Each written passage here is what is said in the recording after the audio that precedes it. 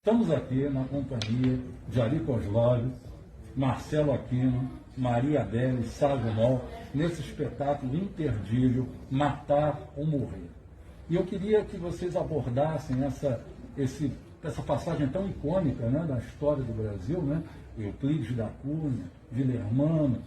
Como é que vocês surgiu a ideia da montagem desse espetáculo? Ari, com você. Bom, a Miriam Halfing, que é a autora do texto, ela teve essa ideia de escrever e ela achava que era importante a gente, de alguma forma, reabilitar o conceito que se tem sobre a atuação do Dilermando de Assis nessa história toda, né, porque ele foi considerado um assassino e ela achava importante, como realmente era importante, de alguma forma reparar essa injustiça que foi feita ao longo de muitos e muitos anos. E isso é a ideia central do texto, né? Foi daí que nasceu a ideia. Ela me mandou o texto, eu achei um barato, achei que realmente era importante isso, para refazer de uma maneira justa uma história, né? Bom, enfim, é isso. A gente tem tido uma aceitação muito boa das pessoas, né? Do público que tem vindo, né? E com um elenco também maravilhoso como esse. Então, eu estou muito feliz com o resultado. E é interessante que no último 15 de agosto, né, completou exatamente 114 anos dessa tragédia da Piedade, né? E como essa coisa ainda está no inconsciente coletivo da nossa sociedade. Como é que vocês viram, principalmente na estreia, a reação, esse feedback das pessoas logo após o espetáculo? Você tem que falar, porque nós tivemos uma pessoa muito importante. Conta, Marcelo. Então, a filha do Dilermando de Assis, a Dirce, estava presente aqui na estreia. Né? Essa que ele cita no espetáculo. A filha foi dele super emocionante. no segundo casamento, né?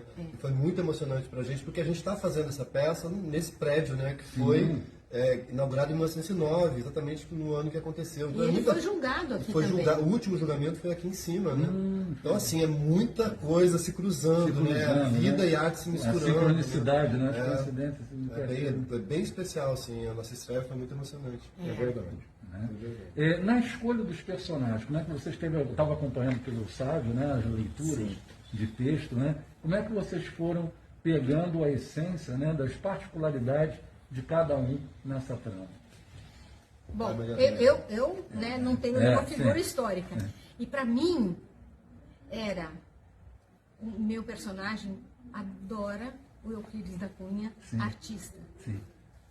E aí ele vê esse Euclides da Cunha homem, que era fraco, tadinho. Tinha problemas mesmo psíquicos. Né? Hoje em dia ele tomaria um medicamento, seria diferente. Fazia análise. Não, realmente, assim, né? É uma outra época. Ele tinha problemas, tem histórias que a gente não conta aqui, cabeludas do Euclides. E como ele sempre teve voz, nunca a gente soube nada. Até hoje, se você procurar na internet, está escrito que ele é o assassino. Não, ele matou, por legítima defesa, mas não assassino. Então, eu acho muito gostoso, e essa coisa dela questionar a profissão, né? Não se consegue fazer justiça só com a justiça. Eu acho isso uma delícia. Então, uma coisa importante falar sobre isso, né, Adélia, é que a Miriam coloca uma mulher, né, como juíza na história. Eu acho que é bem emblemático e bem especial isso, né, porque a Ana de Assis, ela passa, né, vai passando na história, vai falando sobre ela, né, mas a presença da Maria Adélia representando essa lei, né, a pena da lei ali em cena é muito especial, assim, foi uma sacada bem genial. E é uma coisa que o seu personagem coloca logo no início, uma coisa é a lei, outra coisa é a moral da época, né?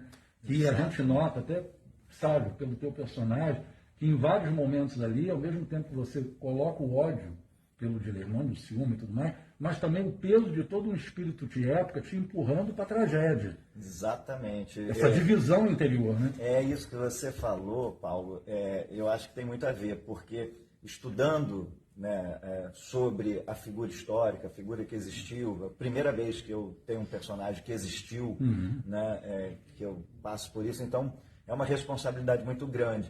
Então a gente vai pesquisar, vai pegar informações sobre o cara, sobre a genialidade das obras, sobre a psique dele, e tem muitos relatos, e você vê que era uma pessoa que tinha desequilíbrios, né? Então trazer isso é importante e é difícil, e ao mesmo tempo que a gente vai puxando coisas históricas.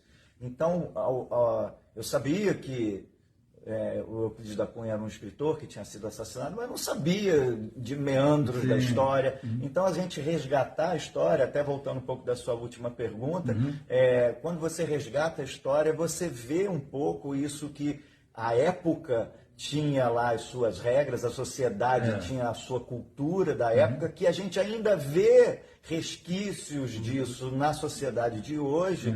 E eu pude perceber exatamente isso. Achei a sua pergunta muito pertinente, porque à época eles são vítimas de uma sociedade também. Sim. Todo mundo Né? é A vítima, sociedade né? tinha que estar também no banco de réu.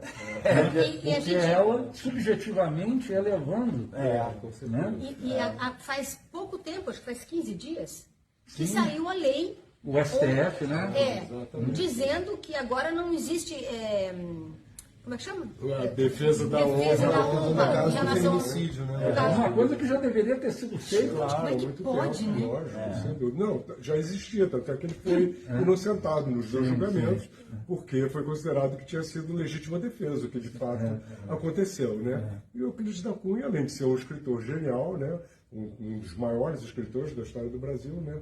Infelizmente ele tinha esse temperamento complicado, né? Extremo, complicado para ser Complicado pra elegante. dizer o mínimo, né? Para ser elegante. É. E chegou a esse ponto de tomar atitudes incríveis, radicais, né? Que E aí- você entende, mas não aceita. E a imprensa foi terrível, né? Mas tem uma coisa muito legal, que quando Euclides foi lá para... Para Piedade? Não. Pra Canudos. Para Canudos, ele tinha toda uma outra ideia disso, que todo mundo tinha a mesma ideia. Aí ele chegou lá e viu que era outra coisa. E ele teve essa coragem de se posicionar e ir contra todos os seus... Aquilo que ele aprendeu, né? Os militares aprendiam muitas coisas na época. Então, ele sabia de geografia, ele sabia de botânica. Ele era engenheiro, né? Também. Ele construiu pontes no interior de São Paulo. Incrível, assim, a formação, né? Enfim.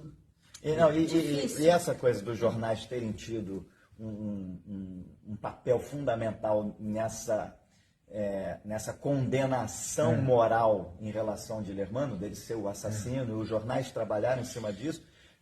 Voltando à história da gente falar sobre a nossa história e perceber, a gente percebe, né, assim, que quando a imprensa quer fazer algum movimento, ela tem esse poder e faz. Não é interessante para o conservadorismo da época a absolvição moral, digamos assim, do Dilermano. Porque hoje já seria um escândalo tudo isso, né?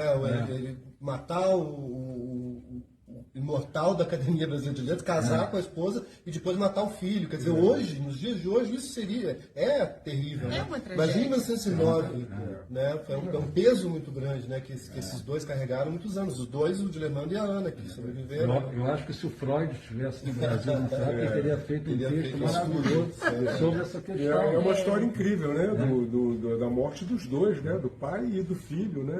E um melodrama, assim, terrível, né? O que uma Podia figura escrever uma novela narcísica com essa pode história. levar, né? O que uma Nossa. figura narcísica pelo Freud Narciso, propaganda é do verdade. papel. Como a gente conta na peça, nem depois que ele morreu, o cemitério onde ele ia ser enterrado com a mãe, não aceitou, porque ele era o assassino. O Dilermano. O Dilermano. Então, para você ver como, né, tudo é difícil. Mas uma das coisas que eu acho super legal é que realmente encontrar esses dois num outro tempo só pode ser feito no teatro. Isso é um presente, né? E nesse teatro, então, nesse espaço. Todo esse histórico, simbólico, assim, é muito, O muito Jung bacana. diria que as representações arquetípicas de ambos se perdoaram, né? A Buscaram a Renata- paz. né? Vamos mexer nesse astral aí, nesse outro universo, né? Vamos ver o que acontece. E queria aproveitar que a gente está aqui na página do Divã Cultural para chamar as pessoas para virem assistir. Que a gente só está até o dia 27 de agosto.